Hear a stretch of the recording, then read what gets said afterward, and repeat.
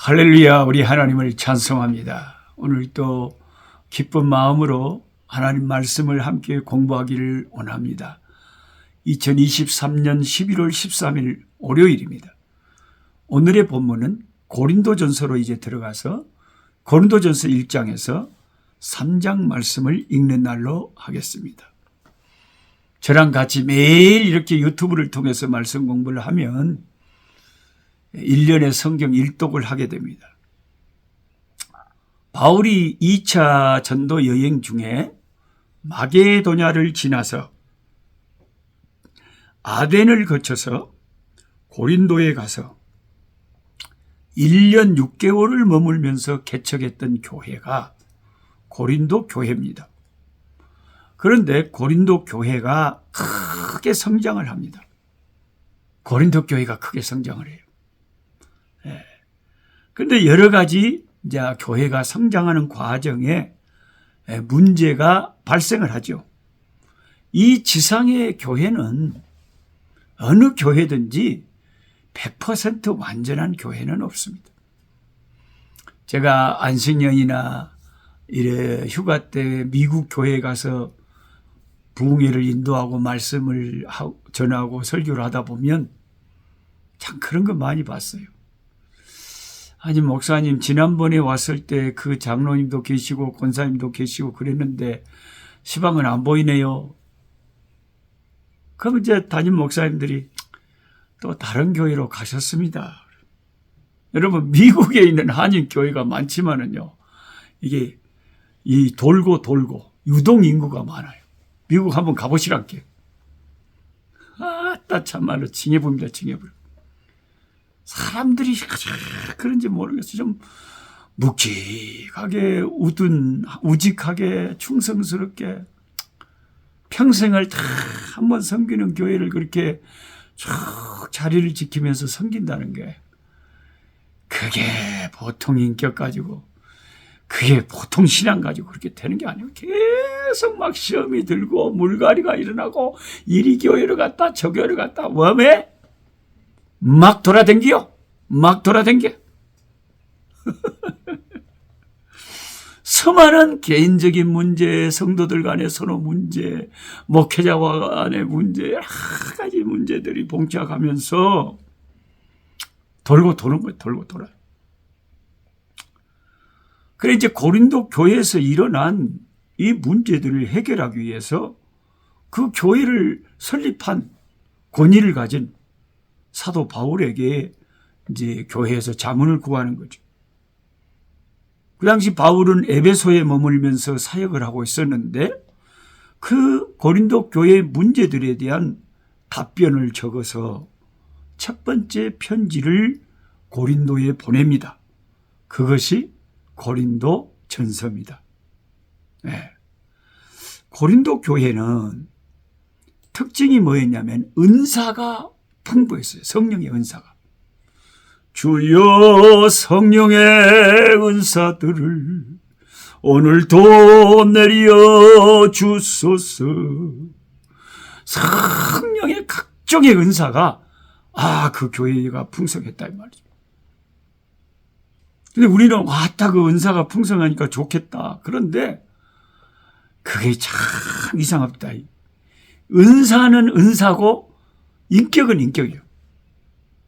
여러분 인격이 좋은 크리스찬이 더 하나님 앞에 점수를 많이 받을 것 같아요.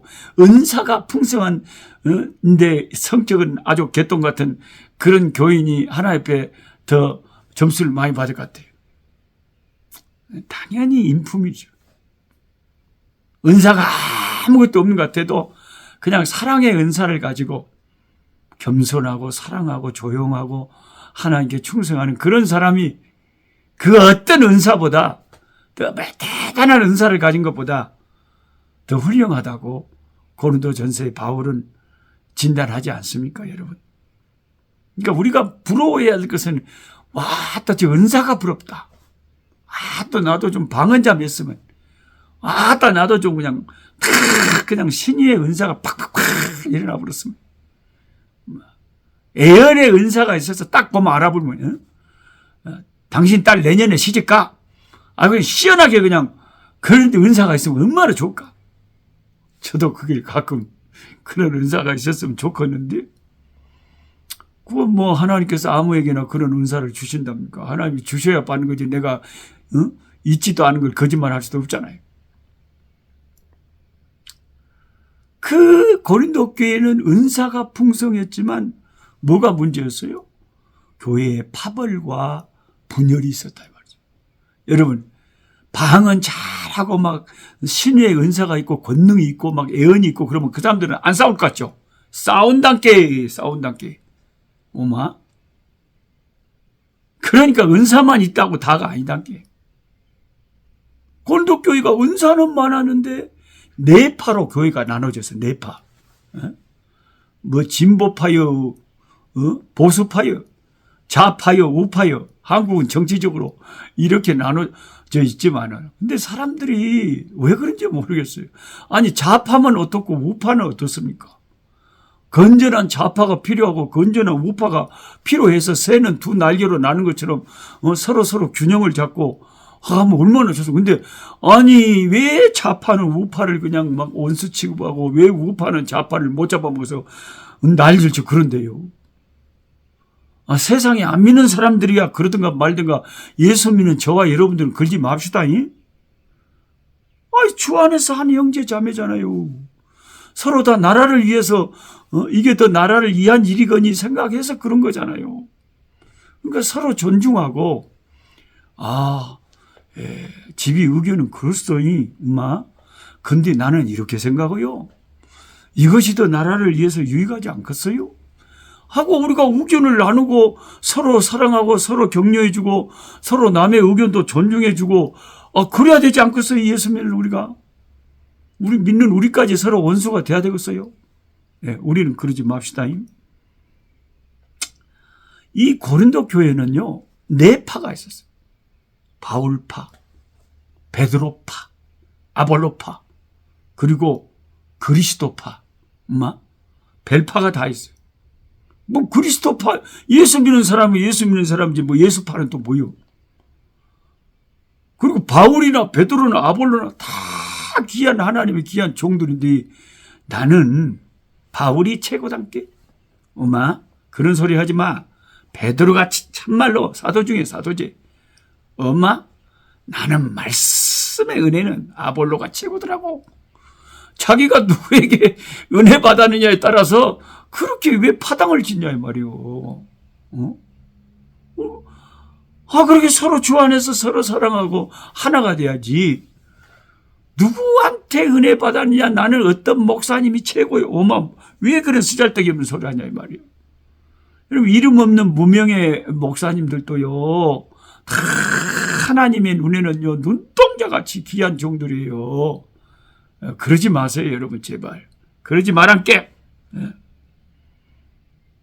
바울은 저 유명한 고린도전서 13장에서 내가 천사의 말을 할지라도 100만 마디의 방언을 랄랄라 따따따 할지라도 사랑이 없으면 아무것도 아니고 사랑이 최고의 은사요, 최고로 좋은 길이다.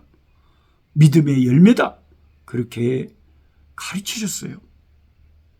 저와 여러분도 하나가 뭐라고 우리가 막 까불어 싸도 참 사랑이 없으면 아무것도 아니에요. 나는 사도 바울의 이런 가르침이 너무 좋아요. 너무 좋아요. 다 겸손할 수밖에 없잖아요. 우선 고린도전서 편지 초반에 바울은 아주 엄격히 고린도 교인들을 꾸짖습니다. 어른들같이 성숙하지 못하고 젖비린내 나는 영아들 같다고 합니다. 아주 피투성의 애기 같다 이 말이에요. 그들에게 다툼과 분열이 있다는 이유 때문에 아주 나무라 합니다. 그리고 교회 다니면서도 방탕한 생활을 하는 묵은 누룩 같은 교인들을 엄격하게 치리하라고 명령합니다. 그 누룩은 가만 놔두면 번지거든요. 교회 다니는데 교회 안에서 아주 방탕하고 희한한 짓거리를 하는 그런 사람을 직분을 그대로 둔다거나 놔두는 것은 다른 교인들에게까지 악영향을 미친다 이 말이에요.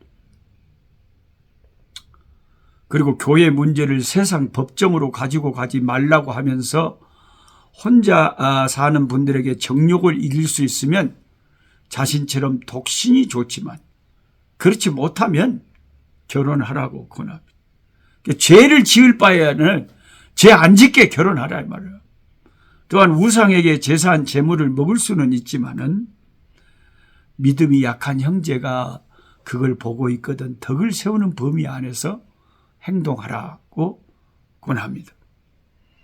그리고 교회 안에서 당시 고린도 교회가 워낙 무질서했기 때문에 무질서를 잡기 위해서 특별하게 고린도 교회 그 시대 상황에서 여자는 교회에서 잠잠하고 질서를 분명히 하라고 가르친 것입니다. 근데 이런 본문을 너무 그 특수한 상황 속에서 고린도 교회에 했던 여자들은 교회에서 잠잠하라는 이 말씀을 너무 강조해가지고 너무 문자적으로 막 붙잡아가지고 교회에서는 여자들이 나서면 안 돼. 이래가지고 그냥 여성 선교사님이 선교제에서 남자 선교사보다 훨씬 더 많은 영혼들을 구원하고 열매가 많고 하는데도 세례도 못 주게 세례도. 목사가 아니라는 이유로. 전도자가 세례를 주는 것은 마땅한 일이 아닙니까? 그러니까 우리가 잘 생각해 봐야 돼요. 어떤 보수적인 저희 교단의 아주 진짜 보통의 목사님들은 여자 목사님은 쳐다보려도 안 합니다. 사람 취급 안 합니다. 성경에 여자는 교회에서 잠잠을 하기 때문에 뭔 목사요? 엄마. 물론 그런 이제 생각을 하시는 목사님들이 또 어떻게 하든지 이 성경에 기록되어 있는 진리를 철저하게 준수하고 지키려고 하는 그 순수한 그 진리를 수호하려고 하는 그 열정 때문에 그렇게 생각하시는 것이라고 저는 믿습니다. 그런데 사실 한국의 장로교 중에서도 통합 측이나 백석 측 같은 데는 또 여자 목사님들도 계시잖아요. 제가 우리들 교회에 2번이나 주일날 1부, 2부, 3부 설교를 가서 한 적이 있는데 절로 고개가 숙여지더라고요. 남자냐 여자냐 이게 중요한 게 아니고 그렇게 교회를 개척해서 여자 목사님이 우리들 교회 김양재 목사님 수많은 파경될 그 가정들을 참 새롭게 하고 수많은 영혼들을 예수님께로 인도한 이 참 귀한 전도자, 너무나 쓰임받은 귀한 하나님의 종, 거기에 무슨 여자냐 남자냐 해갖고 우리가 그걸 그렇게 그래야 되는지 그건 저는 뭐라고 쉽게 말할 수 없는 문제다 이런 생각을 했습니다. 다만 당시에 사도 바울이 고린도 교회에 첫 번째 편지를 쓸 때의 고린도 교회 안에서의 그 여자들이 너무 설치고 너무 무질서하게 해가지고 교회가 질서가 무너졌기 때문에 그 질서를 바로잡기 위해서 사도 바울이 그 고린도 교회에 내린 처방은 여자들은 교회에서 잠잠하라고 했다 하는 것이라는 것을 말씀드립니다. 그리고 고린도전서 15장은 별명이 부활장입니다. 그 15장을 읽으면 부활의 소망이 확실해짐을 봅니다. 그리고 마지막 16장은 예루살렘 교회를 위해서 우리가 헌금을 하자 하고 말하고 있으면서 마칩니다.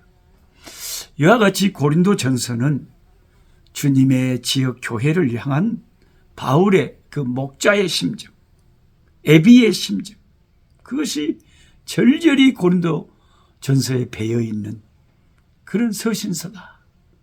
그런 것을 말씀드리면서 제 설명을 기억하시고 고린도전서를 읽어 나가실 때에 많은 은혜가 될 줄로 믿습니다. 하나님 아버지 감사합니다. 고린도전서를 펼치게 하심을 감사합니다. 이제 바울은 본격적으로 개척했던 교회, 여러 가지 문제가 많은 교회에 하나하나 이슈를 담아서 아버지 하나님, 교회 안의 문제를 세상 법정에 가지고 가지 말라고 하는 문제뿐만 아니라 교회 안에서 음행을 행한 자들을 처리해야 될 것을 말할 뿐만 아니라 분열이 있는 교회 안에 있는 자들을 엄중히 책망하시고, 그리고 수많은 은사보다 사랑의 은사가 가장 귀한 것이며, 그 당시에 너무 여성들이 교회 안에서 설쳐가지고 교회가 무질서해졌기 때문에 교회 안에서 여성들은 잠잠하라고 아버지 엄히 경고하고 있습니다. 그 시대 그 상황에서 아버지 그 교회를 바로 세우기 위한 그 목자의 심정에 절절한 목양서신을 읽습니다. 아버지, 오늘 우리 시대에도 각 교회마다 아버지 많은 문제들이 있습니다. 아버지, 성경을 통해서 우리의 문제점들을 거울로 보는 것처럼 보면서 말씀을 통해서 고쳐가는 우리들이 되게 하시고 교회들이 되게 하여 주옵소서. 예수 그리스도 이름으로 기도하옵나이다. 아멘. 약한 자 힘주시고 강한 자 바르게 주한 자 정케함이 주님의 뜻이라.